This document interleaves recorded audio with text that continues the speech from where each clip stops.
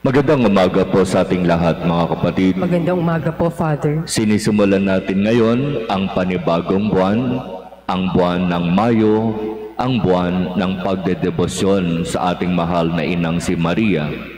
At sa unang araw din na ito ng Mayo, pinagdiriwang natin ang kapistahan ni San Jose, ang manggagawa.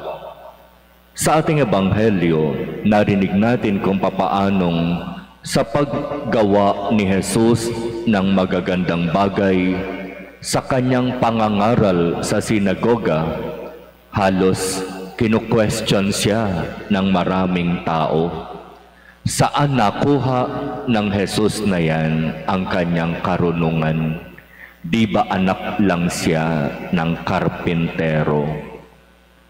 Napakababa ng pagtingin nila sa mga gawaing katulad ng pagiging isang karpintero. Karpintero lang. Para bang dahil sa pagiging karpintero, wala siyang dangal.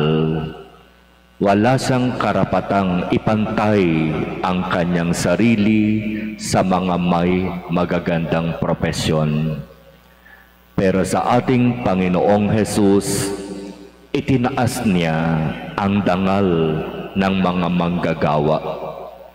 Itinaas niya ang dangal ng karpintero, sapagkat siya mismo na anak ng Diyos ay namuhay sa piling ng isang karpintero at natutunan niya ang kung ano ang ibig sabihin ng maging isang karpentero. Para sa ating Panginoong Jesus, pinababanal niya ang gawain ng mga manggagawa. Hindi komot karpentero lang, hindi komot ordinaryong manggagawa lang, hindi na maaaring maging banal. Para sa ating Panginoon, kung gagawin natin ng buong katapatan at ng buong kabutihan ang ating mga gawain, ang ating mga responsibilidad, mataas man yan o mababa, magandang propesyon man yan o hindi, kung magiging tapat lamang tayo sa pagsasagawa ng lahat ng iyan, maaaring maging daan ang lahat sa ating kabanalan.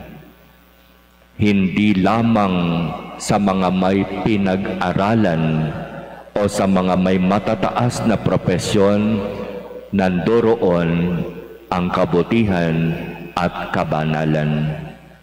Matatagpuan din natin sa mga maliliit at ordinaryong mga gawain ang kabanalan. Kaya ito sana ang ilagay natin sa ating isip.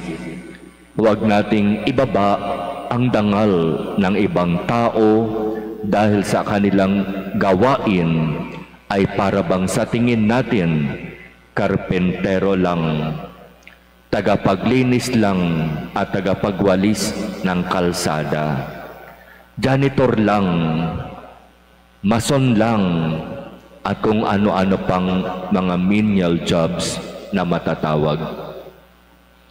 At baka magulat tayo kung minsan, kung sino pa yung nasa mga gawaing ibinababa ng marami, yung mga gawaing ayaw ng marami, kung minsan sila pa ang mga banal.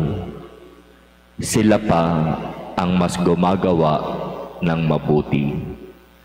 Habang yung mga taong marunong, may propesyon, at inirerespeto ng marami, sila pa nga ang gumagawa ng masama. Araw ng manggagawa ngayon, pinababanal ni San Jose at ng ating Panginoong Jesus ang gawain ng mga manggagawa. Kaya ipanalangin natin ang mga manggagawa. Nawa, sa kanilang simpleng pagsasagawa ng kanilang responsibilidad, gawin nila ito ng buong katapatan, ng buong kabutihan, upang maging daan sa kanilang kabanalan.